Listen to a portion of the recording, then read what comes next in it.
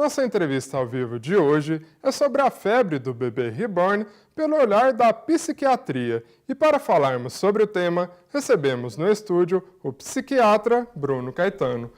Bruno, seja muito bem-vindo aqui no Informativo. Obrigado, boa noite. Obrigado pelo convite, pela oportunidade. Vamos lá tentar conversar sobre isso e entender um pouco. Com certeza. A gente que agradece a sua presença. Para a gente iniciar nossa entrevista, a gente viu ali na reportagem que o público principal são as crianças, mas muitos adultos também têm aderido. O que explica isso? É meio que cultural que os adultos gostem dos brinquedos das crianças, né? Tanto os homens quanto as mulheres. Eu acho que elas se fascinam por brinquedos. A própria reportagem ali mostrou que tem algumas pessoas que colecionam, né? Tem essa questão do colecionismo envolvido em alguns casos, mas eu vejo, o bebê reborn já é antigo. Eu lembro da minha sobrinha pequena que queria uma boneca dessa, só que ainda não estava essa polêmica toda dos adultos envolvidos. Isso ganhou muita força e eu penso que no Brasil isso aconteceu com mais intensidade por causa da polêmica de alguns influencers envolvidos nisso, postando e filmando, e é uma boneca que custa muito cara e gera polêmica, é muito realista, isso assusta algumas pessoas, mas eu acho que um ponto importante nessa história toda é a gente já tomar o cuidado para não já partir da ideia de que a pessoa é problemática ou é patológica. E é o que está acontecendo. Com certeza. E quando a gente fala justamente desses impactos, né, quais são essas possibilidades, né, no sentido negativo e positivo, de ter uma bebê reborn dentro de casa? Para a criança é um impacto, eu parto da ideia de que é positivo, que é bom, né? E seguindo até mesmo Piaget, que falava que dos 2 aos 7 anos de idade é muito saudável a criança brincar de boneca. E a pessoa lá que vende as bonecas falou, perfeito, ajuda a criança a desenvolver o cuidado, o senso de responsabilidade, a empatia, o afeto. Tudo isso tá sendo trabalhado na criança quando ela está ali brincando com a fantasia, um faz de conta. E ela sabe que é uma fantasia, um faz de conta, né? Que preocupa um pouco que as reborns são muito realistas, né? Até o pai ali falou assim, eu não compraria uma dessa para minha filha, vamos brincar com a boneca fake. Mas eu acho que sempre as pessoas tentaram ao longo do tempo transformar a boneca o mais próximo da realidade possível, né? Mas eu sempre achei boneco um bicho meio estranho, assim, meio macabro. E para usar? Todas, as antigas e a reborn também. A mulher falou que acha bizarro, eu acho boneco um bicho bizarro, de uma forma geral, assim. Bruno, e quando a gente fala dos adultos, quais são os impactos? Então, tem que ver o que está por trás disso. Tem sido usado experimentalmente em alguns ensaios clínicos, tá? De uma forma experimental, não existem protocolos para isso.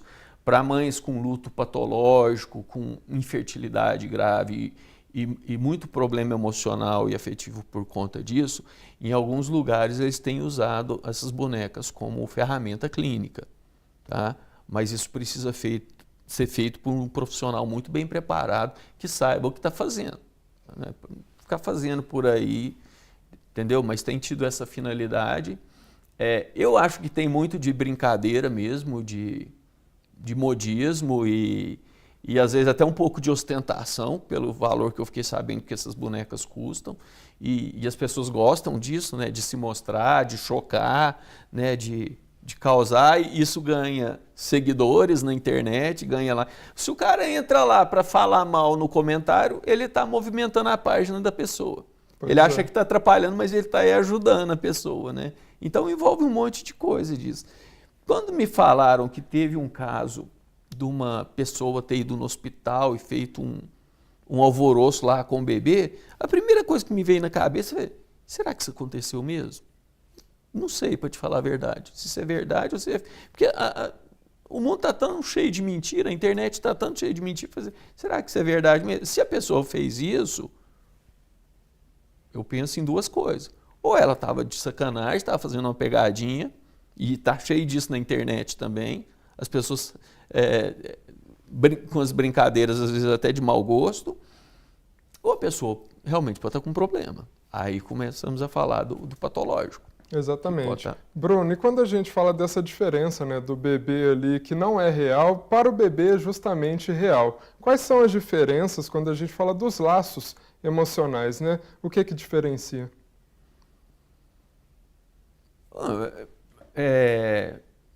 O que diferencia o tamanho do apego, né? É natural que nós tenhamos apegos em bens materiais, objetos materiais, isso faz parte da nossa natureza humana. Mas o apego excessivo, e quando que eu posso falar que é excessivo? Quando gera sofrimento, a pessoa na brincadeira ela está sofrendo demais ou está gastando muito tempo com aquilo. Está atrapalhando a funcionalidade dela. Um parâmetro importante é a funcionalidade. Ela está deixando de fazer as coisas que ela precisa fazer na vida por conta de ficar cuidando da boneca?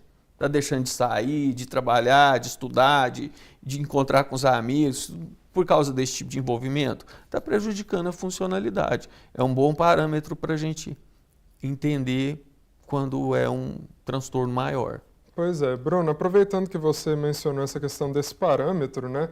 Como identificar nesses casos que necessitam dessa ajuda psicológica, né, e até mesmo psiquiátrica, né, que é o seu caso que você atua, né? Como analisar isso? Então, veja essa questão da funcionalidade, se a pessoa está envolvida demais com aquilo ao ponto de negligenciar as coisas que ela realmente precisa fazer na vida. Veja a questão do sofrimento que isso pode estar gerando na pessoa. A pessoa está sofrendo de verdade por causa da boneca? Está errado. Ela está dissociando com a realidade, né? A pessoa acredita mesmo que a boneca é um ser vivo? Está distorcendo a realidade também. Eu acho que esses três parâmetros são bons apontadores para falar se a pessoa precisa mesmo da ajuda de um profissional ou não. Perfeito. Bruno, a gente já está chegando ao final da nossa entrevista. Antes da gente encerrar, eu queria que você deixasse um recado para quem nos acompanha, principalmente dizendo ali a respeito do primeiro passo, né? Após identificar esses pontos, se eles realmente forem identificados, o que fazer? Qual que é o primeiro passo a ser dado? Uma coisa que eu aprendi com essa história e eu queria passar para vocês também é o seguinte: talvez isso possa nos trazer uma grande lição de empatia, tá? Empatia porque às vezes a pessoa está só brincando, às vezes a pessoa está doente, tá? E às vezes a gente já começa a atacar e chamar aquilo de bizarro, de falta de serviço, de não sei o quê. Nós da psiquiatria vivemos muito com esse tipo de comentário. A pessoa está doente e fala que precisa curar aquilo na enxada, criar vergonha na cara. Leva muito para o lado moral o adoecimento psíquico, né? E não é assim que a gente vai ajudar as pessoas doentes, as pessoas com um transtorno real, né? Aí se a pessoa tiver fazendo um mau uso disso, mal intencionada, de sacanagem, sei lá o quê, aí às vezes essa pessoa está precisando de um puxão de orelha mesmo. Mas toma cuidado com preconceito, né? O pré-julgamento de uma pessoa que talvez possa estar passando por um sofrimento grave, um adoecimento grave aí do ponto de vista psiquiátrico. Perfeito, Bruno. Muito bem explicado. Muito obrigado pela sua participação aqui no Informativo.